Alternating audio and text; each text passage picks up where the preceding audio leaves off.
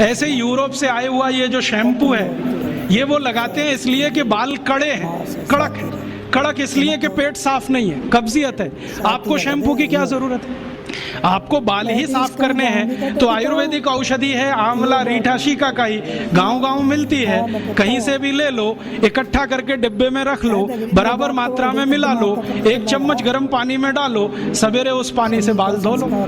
फिर कोई कहेंगे जी डैंड्रफ हो जाता है, तो उसके लिए नींबू का रस जिंदाबाद, नींबू के रस में थोड़ा गुड़ मिला दो और उसको बाल में लगा लो, सब डैंड्रफ निकलता है। एलोवेरा जिंदाबाद, ग्वारपाठा कहीं भी मिलता है, उसका रस ले लो, बालों में लगा लो, एकदम ठीक कर देगा। अपने पास कुछ कमी नहीं, तो अपनी जिंदगी में ये एलोपैथी निकालो। और ऐसी तुलसी के जैसी ही एक बहुत अच्छी चीज है पुदीना, वो भी बने तो गमले में कर लो। और इन दोनों से बराबर ही अच्छी एक चीज है एलोवेरा, ग्वारपाठा। जरूर रखो अपने घर में। ग्वारपाठे का रस अद्भुत काम, त्वचा की बीमारियों में काम करता है, पेट साफ करने में काम आता है। कान में कितना भयंकर दर्द हो, ग्वारपाठे का रस थोड़ा गर्म करके 1 ही बूंद टपकाओ, 3 सेकंड में दर्द खत्म कर दो, विदिन 3 सेकंड्स। इंजेक्शन से भी तेज गति से काम। किसी स्त्री और पुरुष को नपुंसकता की शिकायत हो, ग्वारपाठा बिल्कुल ठीक कर देता है, कंप्लीट क्योर। शरीर को ताकत बढ़ानी हो, बहुत कमजोरी लग रही हो तो ग्वारपाठा अद्भुत काम करता है। बाल बहुत झड़ते हो, गुच्छे के गुच्छे निकलते हो, ग्वारपाठे का रस बाल में लगाओ, जैसे तेल लगाते हैं, 1 घंटे के बाद धो लो तो बाल झड़ना बंद करा देता है। बाल ज्यादा काले रखने हैं तो ग्वारपाठा सप्ताह में 1 दिन लगाते ही रहो, रस के रूप में, अद्भुत काम करता है।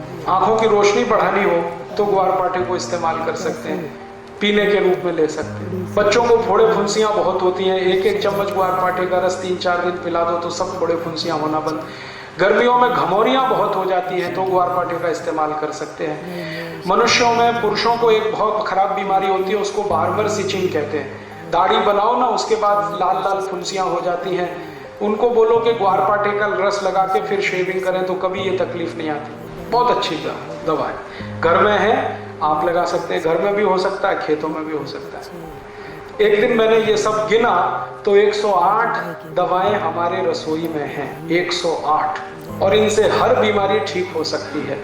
कहीं घर के बाहर जाने की जरूरत ही नहीं है। और मैं तो सबको चिल्ला चिल्ला के कहता हूं कि आप बीमारी से नहीं, डॉक्टर से बचो। बीमारी खतरनाक नहीं है, डॉक्टर खतरनाक। एक बीमारी से दूसरे में फंसाएंगे, दूसरे से आपको तीसरे में ले जाएंगे, ठीक ही नहीं होने देंगे।